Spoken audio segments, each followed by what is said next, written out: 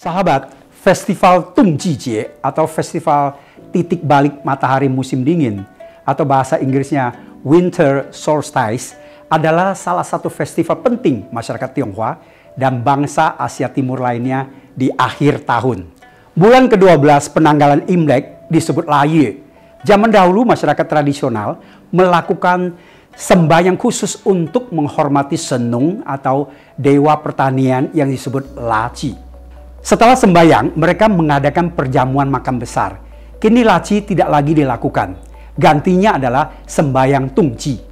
Pada masa dinasti Zhou, yaitu 1046 sampai 246 sebelum Masehi, masyarakat saling memberi selamat karena telah berhasil melewati musim yang paling dingin dan bersyukur sinar matahari menguat kembali. Asal mula festival ini dapat ditelusuri dari filosofi yin dan yang, keseimbangan dan keharmonisan semesta. Setelah titik balik matahari, panjang hari akan semakin memanjang sehingga semakin banyak energi positif yang mengalir masuk. Filosofi ini disimbolkan oleh Fu atau kembali. Dalam Pa Kwa I Ching, Tungji dalam dialek Hokkien adalah Tangji atau Tangce. Hakka menyebutnya Tungjiet. Jepang menyebutnya Toji. Korea menyebutnya Dongji. Vietnam Tongji. Di Indonesia terutama Jawa dan Sumatera lebih dikenal dengan sebutan Tangce, mengikuti dialek Hokkien dan populer disebut Hari Wedang Ronde. Pada saat perayaan Tungji, matahari berada pada posisi 23,5 derajat lintang selatan dan bergerak menuju utara. Itulah sebabnya perayaan Tungji setiap tahun dalam kalender Julian sedikit berbeda dengan kalender Imlek. Umumnya berkisar antara tanggal 21 atau 22 Desember. Dan seluruh keluarga akan berkumpul bersama pada saat itu. Masyarakat Tionghoa yang tinggal di bagian selatan akan makan tangyuan atau sejenis makanan berbentuk bulat yang terbuat dari tepung ketan dan diberi aneka warna. Setiap anggota keluarga setidaknya menerima satu butiran tangyuan yang berukuran besar dan beberapa yang berukuran kecil disajikan bersama kuah atau air yang manis. Dalam tradisi kuno, komunitas marga atau suku yang sama akan berkumpul di kuil leluhur atau citang untuk sembahyang. Selesai sembahyang, diadakan perjamuan makan besar. Makanan yang dimakan selama festival juga menjadi pengingat bahwa saat itu tahun sudah tua dan diharapkan akan lebih baik pada tahun yang akan datang.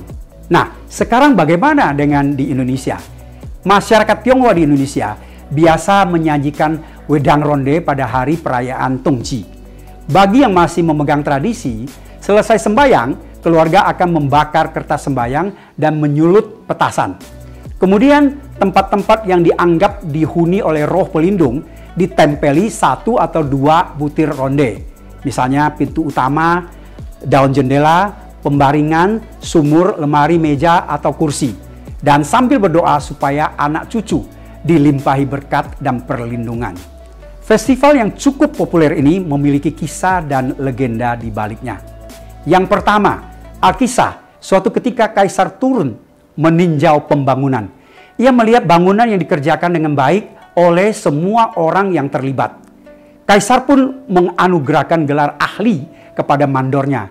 Mendengar hal itu, pekerja yang lain juga memohon kepada Kaisar, "Yang mulia, semua bahan kayu ini dibuat oleh kami. Kami betul-betul ahli dalam hal ini." "Benar, aku akan memberi julukan ahli untuk kalian semua," kata Kaisar. Tukang batu juga berkata, "Semua susunan batu di sini dibuat oleh kami, tukang batu. Kami betul-betul ahli yang mulia." Maka Kaisar juga memberikan gelar ahli kepada mereka. Kemudian itu berlangsung terus-menerus. Tukang cat, tukang besi, tukang timah, tukang emas, sampai pekerja di dapur pun mendengar kabar itu. Wanita yang memasak di dapur juga meminta gelar kepada Kaisar. Tetapi ketika ia meminta gelar itu, ia ditertawakan oleh tukang-tukang lainnya. "Yang mulia, memasak bukanlah keahlian khusus. Jika tukang masak juga diberi julukan ahli, gelar tersebut tidak akan berharga lagi," kata mereka kepada Kaisar. Mereka yang mendapatkan gelar sangat bangga dan lebih semangat bekerja. Ketika menjelang sore, para pekerja hendak ke dapur untuk makan. Sesampai di sana, dilihatnya tidak ada makanan sedikit pun. Karena memasak bukan keahlian khusus, kalian masaklah sendiri, kata wanita juru masak yang tiba-tiba muncul di hadapan mereka. Mereka tidak pernah masak, di situ hanya ada bahan-bahan yang masih mentah. Salah seorang dari mereka melaporkan kejadian ini kepada kaisar. Akhirnya kaisar memanggil mereka semua. Karena ada yang menyiapkan makanan bagi yang lain, orang yang lain bisa bekerja. Aku akan memberikan gelar yang lebih tinggi kepada mereka, yaitu gelar ahli yang hebat. Masalah pun selesai dan wanita juru masak itu pun juga mendapat gelar. Ia menjadi bersemangat kembali. Besok adalah Tungci, katanya.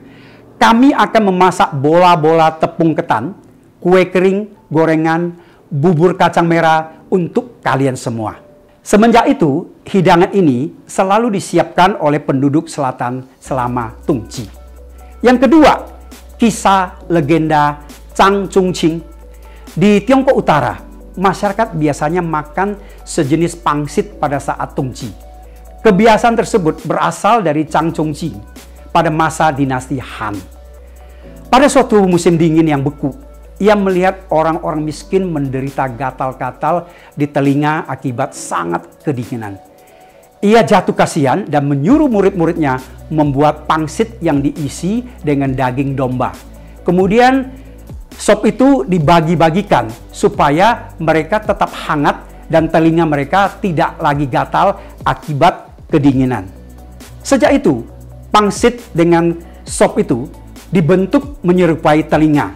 Chang menamakannya Qu-han Jiao Er Tang atau sup pangsit penghilang dingin. Kebiasaan menikmati pangsit ini pun menjadi tradisi pada hari perayaan Tungci di Tiongkok Utara. Yang ketiga, pada zaman dahulu ada seorang pemuda yang menjadi tabib. Suatu hari di hutan, karena suatu kesalahan ia terkena racun tanaman yang membuat matanya buta dua-duanya. Ia ditemukan oleh seorang yang kemudian membawanya pulang. Ibunya yang sudah tua begitu kasihan melihat kondisi putranya. Ketika putranya tidur, ia mencongkel kedua matanya sebagai pengganti mata untuk anaknya yang buta. Tabib itu terkejut melihat apa yang dilakukan oleh ibunya. Sang tabib yang ingin berbakti dan membalas budi ibunya, kemudian membuat tangyuan dan memasukkannya ke dalam rongga mata ibunya. Dan ajaib sekali, mata ibunya bisa melihat kembali. Believe it or not. Demikianlah kisah singkat di balik perayaan Tungci atau di Indonesia terkenal dengan sebutan perayaan Wedang Ronde. Semoga bermanfaat.